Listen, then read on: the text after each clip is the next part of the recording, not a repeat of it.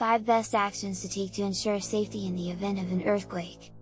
Earthquakes can be unpredictable and dangerous, and it's essential to take steps to ensure safety during and after an earthquake. Here are the 5 best actions to take to ensure safety in the event of an earthquake. First, drop, cover, and hold on.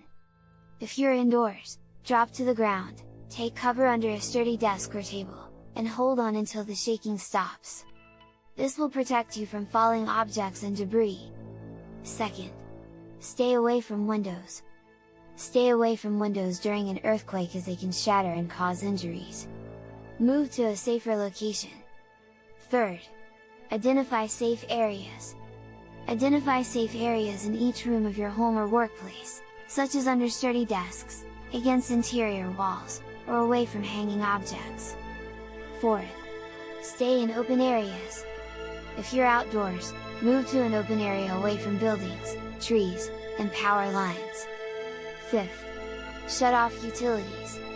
After an earthquake, shut off utilities such as gas, water, and electricity if they are damaged or you suspect a leak.